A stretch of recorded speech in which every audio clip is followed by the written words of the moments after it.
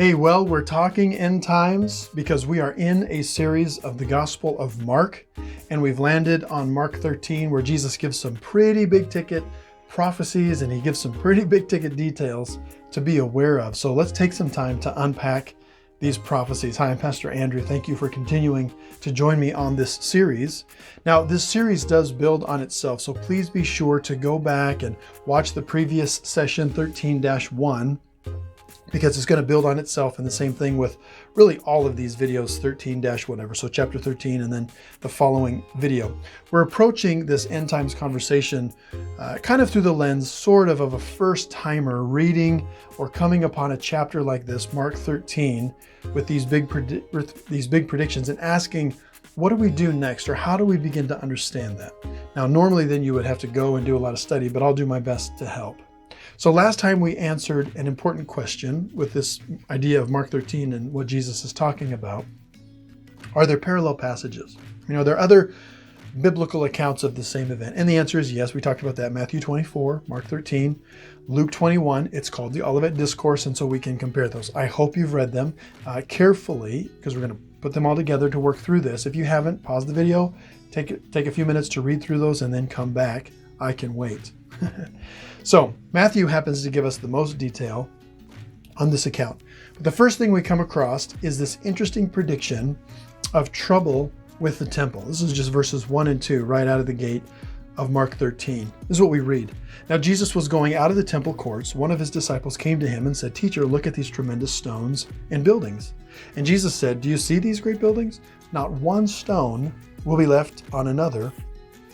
All will be torn down." Wow. Man, if we're reading this for the first time, I would assume we should have a lot of questions. What does Jesus mean here? Is he shooting straight with us, or is this an image or a picture? What's the big deal with the temple? Is it a big deal that the temple's destroyed? Why would the disciples be asking about these stones for Jesus to consider? That's kind of interesting. So normally you would have those questions and then you would have some homework to do, right? You're doing your study. And all of a sudden you're like, man, I have all these questions. So now you've got to find books to read. You got to read history books. You're going to have to read history of Scripture, history of the world, what happened over there in that portion of the Middle East during this time frame. Study to figure out all this stuff and how it works. But I'll do my best to help you. And you should. You should continue to study those things on your own. Don't just take my word for it. Really don't take just anyone's word for it. But continue to search the Scriptures and to read about it. So the temple is a big deal. Okay, the temple is a huge deal. It was the center of Judaism. That is the faith of the Jews. This, they thought, is where the presence of God dwelt. It's where God lived on earth. This is how you related to God. This is where sacrifices were made to cover the sins of the people before a holy God. The temple was really everything. It was the center of the life of the Orthodox Jew, the religious Jew, the Jew trying to relate to God. And so not only was it essential as a spiritual place, but man, it was a beautiful structure as well. Let me make sense of that. If we go back to what we call the Old Testament, which really is the Hebrew Scriptures, we go all the way back to part of the story of the history of the Jews. We're going to find that Moses had a tabernacle in Exodus, which was a mobile temple, so to speak. And then finally, King David, at the height of Israel's power and unity, King David's son, Solomon, builds the first temple, and it was remarkable. It was one of the wonders of the ancient world. True story. It was an amazing masterpiece of architecture. But we fast forward through the story. Israel loses their way through the Old Testament story, the Hebrew Scriptures story. And in 586, 587, the Babylonians rise to power. They destroy that first temple, and so it's gone. And then we continue to read through the Old Testament story. We read Ezra, Nehemiah, and now we're rebuilding the temple. And so this is the second temple that we're talking about now, because the first one was destroyed. And so under Ezra and Nehemiah, we begin to read the story of them rebuilding that temple. It wasn't as elaborate, wasn't as majestic, wasn't as large, and so it was okay, but we sense the grumblings when you read that portion of the Hebrew Scriptures, what we call the Old Testament. You read that, you're like, yeah, they're not quite as happy with it. Well, now we continue to fast forward in time, and now we're at the time in history when Rome, this is just before the first century, 200 to 100 BC, 100 BC more specifically, that first century before Christ, we could say, or before Common Era. And so we fast forward, Rome is in power, and Herod the Great is a leader. Herod the Great, in order to appease the Jews, takes on an amazing beautification project of the temple in Jerusalem.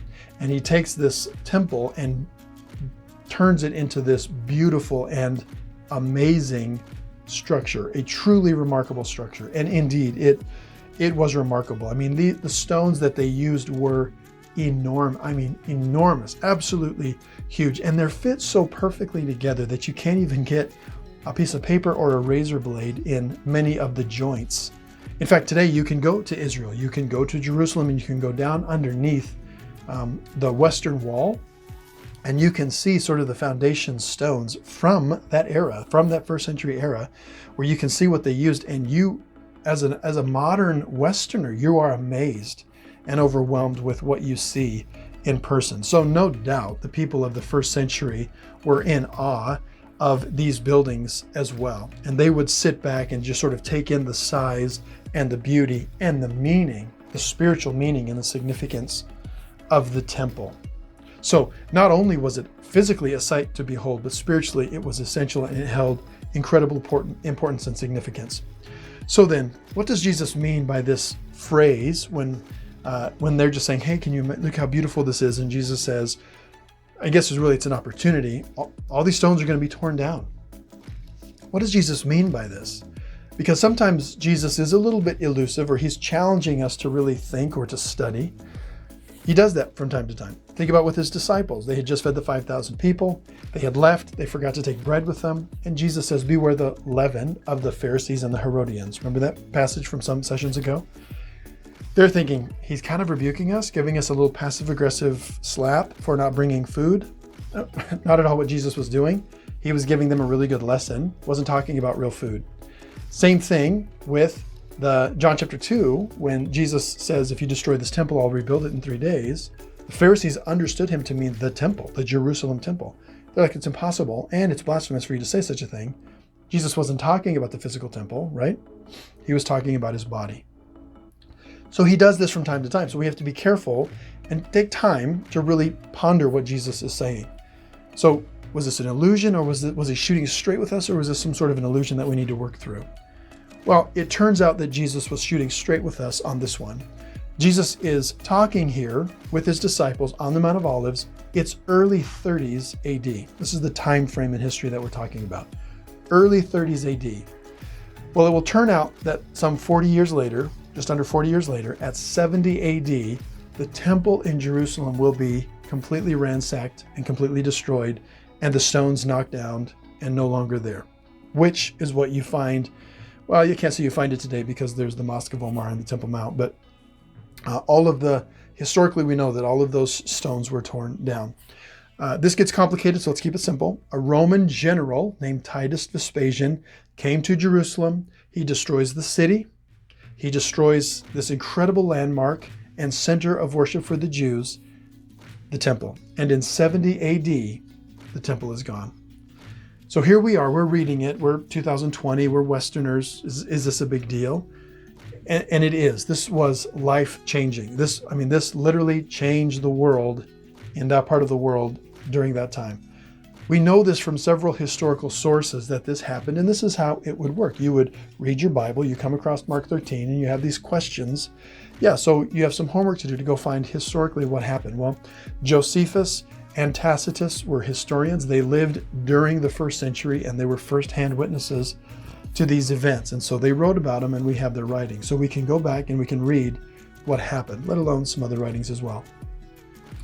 Now, the reason this prediction is so important and amazing by Jesus and the subsequent destruction of the temple in 70 AD, the reason it's a big deal, several reasons. It teaches us a little bit more about how to read and understand prophecy, right?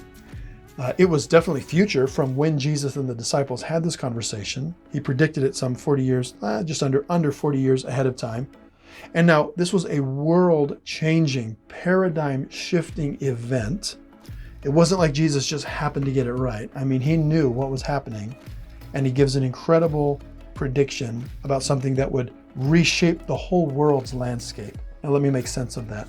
So from a physical perspective, yeah, this was an amazing prophecy prediction, and it had its fulfillment in that part of it, of this passage of the Olivet Discourse. But on a spiritual note, it changes the world because Jesus comes to bring a new covenant. And so he dies for the world. He didn't just die for the Jews. You see what I'm saying? This religious idea of Judaism. Jesus dies for the world, all people, all ethnos. No matter where you come from, Jesus dies for you, loves you. And the temple, which was the center of worship, is now gone. And this new covenant, and Jesus' death and resurrection, and this new covenant for all people, for all Gentiles, and everybody to be brought in. Gentiles are anybody who is not a Jew in biblical language. Man, we don't worship God in a specific place or location, right? We worship God in spirit and in truth wherever we are. So the idea that this prediction and fulfillment happened is remarkable on multiple levels, even for the fact that that center of worship is now gone, and God's plan for the world is through his son Christ's death and resurrection, and everyone's invited to receive him into their life and to be in relationship and fellowship with God. So that's a profound aspect as well. Okay, so this part of the story of Mark 13 of the Olivet Discourse was future when Jesus said it, and it was fulfilled. But what about the other stuff? I mean, as you remember last session, Mark 13 is full of stuff. So what about all that other stuff? Should we look for that to be fulfilled? Was it fulfilled, future from Jesus's point? So let's talk about in the next session. We'll see you next time.